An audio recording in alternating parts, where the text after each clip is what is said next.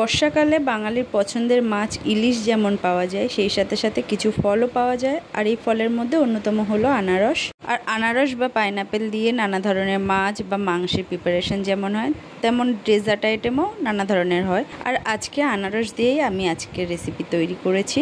Soft জালিদার এই কেকটা বানিয়ে নিয়েছি।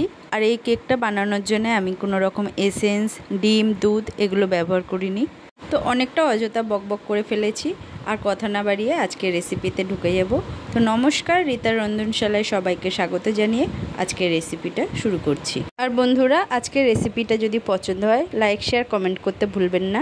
আপনাদের একটা কমেন্ট নতুন ইউটিউবারদের এগিয়ে যাওয়ার অনুপ্রেরণা যোগায়। প্রথমেই বলে আমার কাছে ছোট স্ট্রেনার নেই, এর জন্য থালার মধ্যে বড় একটা স্ট্রেনার বসিয়ে এর মধ্যে 1.5 কাপ ময়দা, 1/4 cup powder milk, 1 teaspoon baking powder, 1/4 teaspoon baking soda দিয়ে ভালোভাবে চেলে নেব। আপনার কাছে যদি মেজারিং কাপ না থাকে, সেক্ষেত্রে বাড়িতে চা খাওয়ার কাপ থাকলে সেই কাপ মেপেও নিতে পারেন, অথবা যে কোনো একটা বাটি সেট করে নেবেন। আর চামচটা তো প্রত্যেক বাড়িতেই থাকে। মিক্সার কাপে নিয়ে নিলাম 1/3 কাপ চিনি, 1/4 কাপ রাইস ব্র্যান্ড অয়েল, আর এরপর নিয়ে নিলাম 1/4 কাপ টক দই। ব্লেন্ড করে নেওয়ার পরে এক ক্রিমি টেক্সচার এসে গেছে।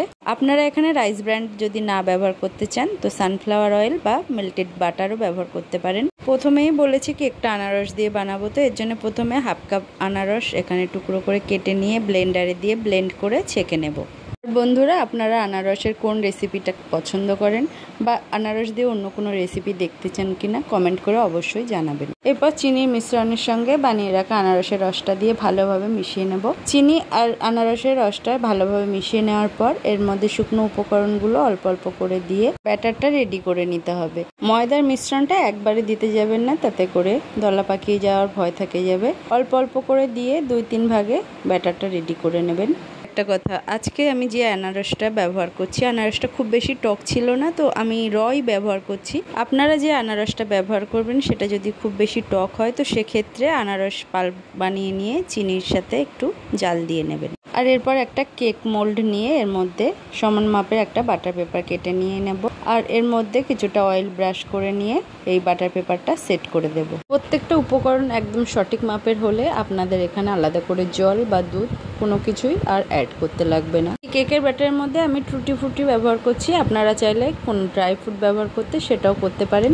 আর দারচিনি, এলাচ বা ভ্যানিলা এসেন্সও ব্যবহার করছি না, এর জন্য আনারসের অ্যারোমাটা খুব ভালোভাবে কেকের মধ্যে পাওয়া যাবে। আগে থেকে রেডি করা কেক মোল্ডের মধ্যে ব্যাটারটা ঢেলে নেব। এরপর কেক মোল্ডটা ট্যাপ করে নেব, এক্সট্রা এয়ার থাকলে বেরিয়ে যায় যাতে। এরপর উপর থেকে কিছুটা টুটি ফ্রুটি ছড়িয়ে দেব। এদিকে গ্যাসে একটা কড়াই আগে থেকে ফ্রি হিট করার জন্য বসিয়ে দিয়েছিলাম।